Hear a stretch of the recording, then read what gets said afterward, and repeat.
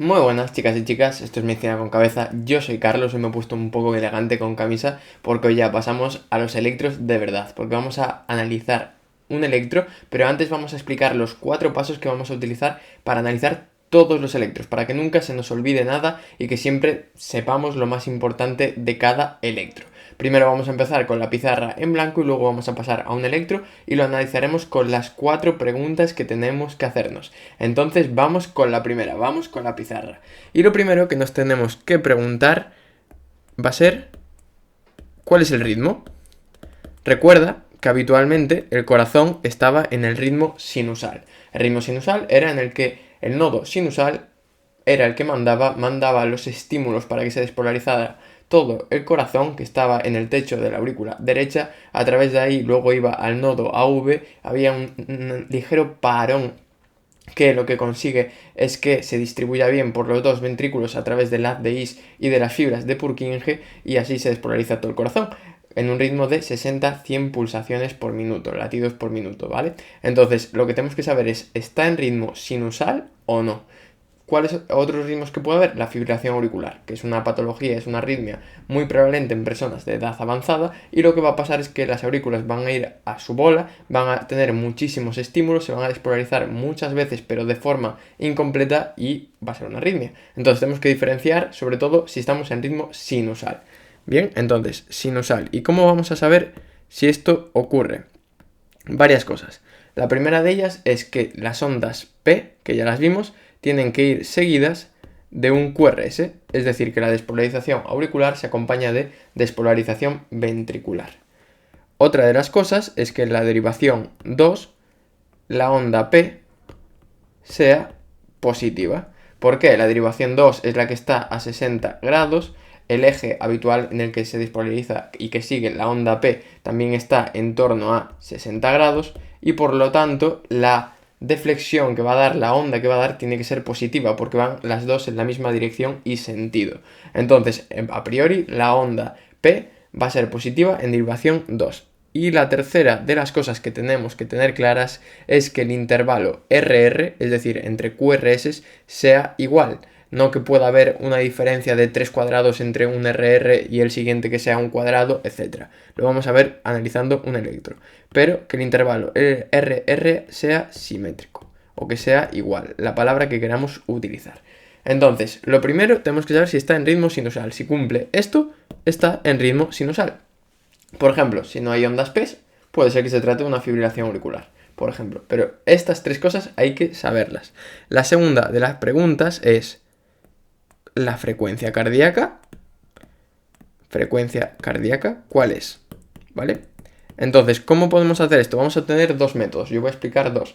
Uno que es, en los electros habitualmente abajo del todo te aparece una tira de 10 segundos. Entonces, en esa tira de 10 segundos cuentas cuántos QRS hay y los multiplicas por 6. Y entonces tenemos cuántos QRS hay en 60 segundos. Y entonces ya sabes cuántos latidos hay. Perfecto. O el método de los cuadraditos, que ese lo vamos a ver más adelante. Cuadraditos, que es el método que a lo mejor te suena si te digo el de 300, 150, 100, 75. Si no te suena, lo vamos a ver ahora. La tercera que tenemos que saber es ¿cuál es el eje del corazón? El eje cardíaco. Y para esto vamos a ir a este espacio y tienes que quedarte con esto. El eje cardíaco lo que está valorando es cuál es el vector que predomina en la despolarización. Si tú juntas todos los vectores que se están produciendo de despolarización, cuál es el vector predominante. Y esto nos sirve para saber si hay alguna patología. Porque habitualmente el ventrículo izquierdo tiene mucha más masa muscular que el ventrículo derecho.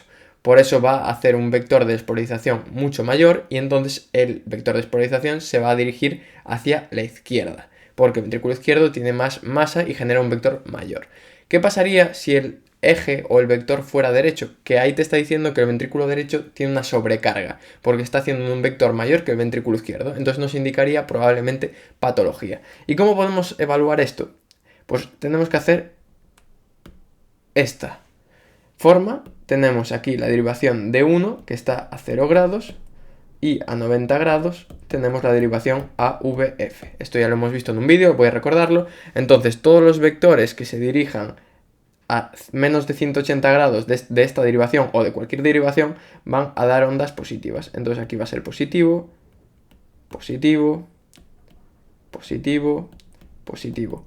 Y aquí sería negativo y aquí sería negativo. Entonces si en AVF vemos ondas positivas, te quiere decir que va a estar aquí el eje. Bien, pero así tenemos la duda de si está hacia la derecha o si está hacia la izquierda, ¿no?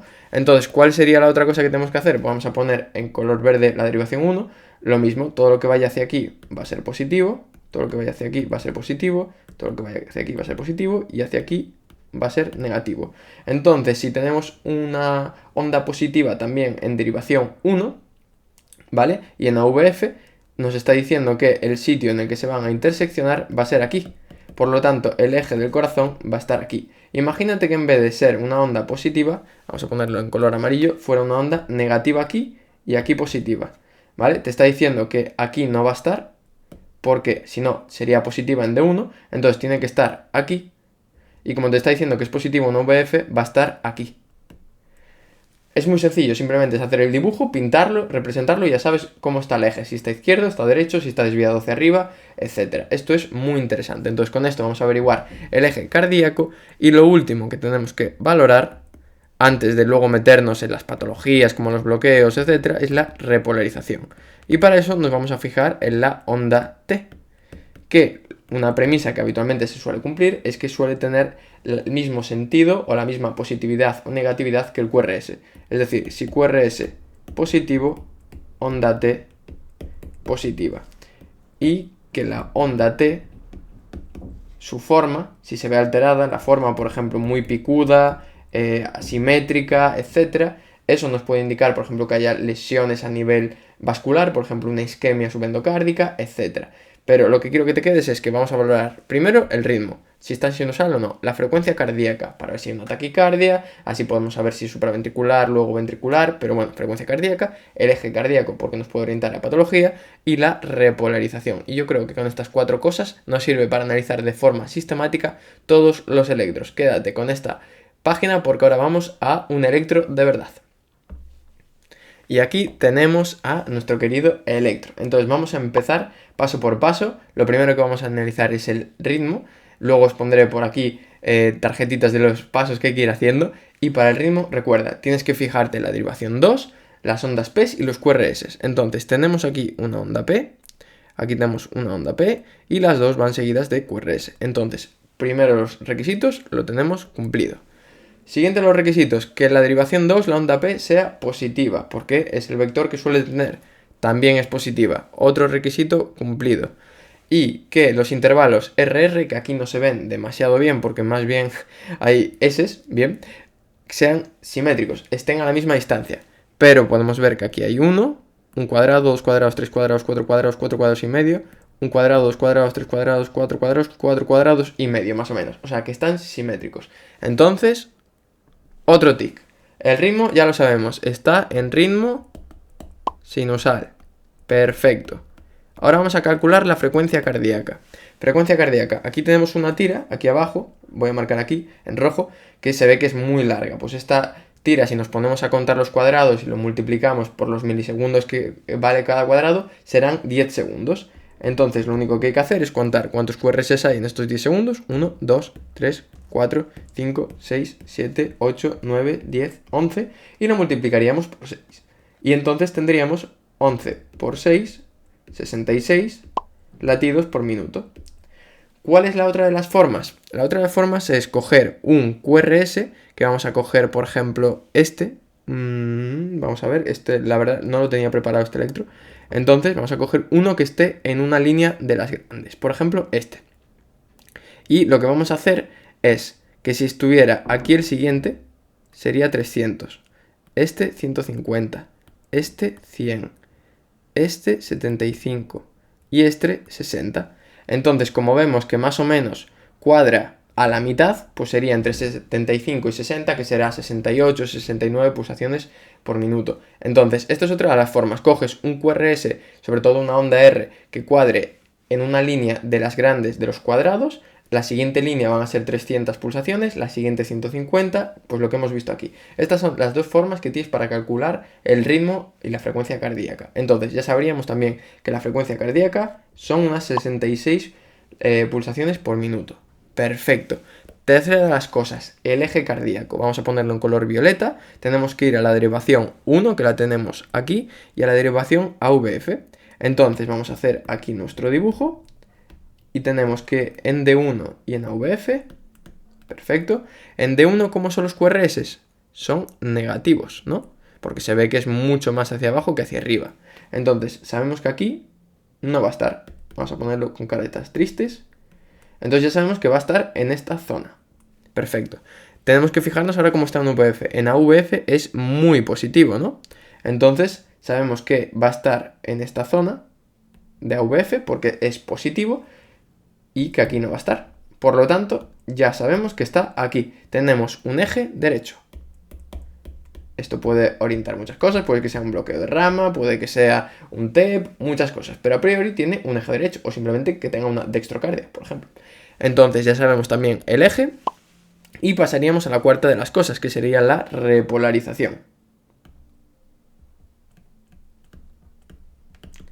Y entonces nos tenemos que fijar en la onda T. Por ejemplo, podemos ir a la derivación 2, que vemos que aquí tiene unas ondas T que están al revés de los QRS, pero esto no nos tiene que indicar nada, porque como veremos en otros vídeos que analizaremos este electro más a fondo, sobre todo las patologías que vemos que aquí en derivación V1 tenemos una muesca, ¿vale?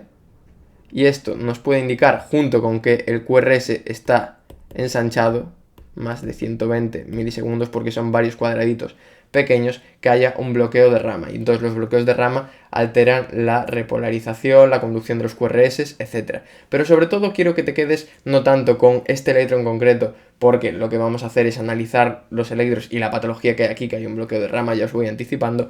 Quiero que te quedes con los pasos y que los vayas identificando: ritmo sinusal, la frecuencia cardíaca, el eje y la repolarización. Que sepas valorar pues que esto es una onda T, que aquí hay una onda P, que va seguida de un QRS, saber cómo actuar, y yo creo que con eso podemos darnos por satisfechos con este vídeo. En el siguiente vídeo analizaremos este mismo electro, así que no te lo pierdas, qué patología hay, qué tipo de bloqueo de rama hay y cómo saberlo. Incluso haremos un dibujo para que nunca se nos olvide. Así que solo me queda por deciros que os suscribáis al canal, porque así me hacéis muy feliz y se aumenta la viralidad del vídeo, y que nos vemos en el siguiente vídeo.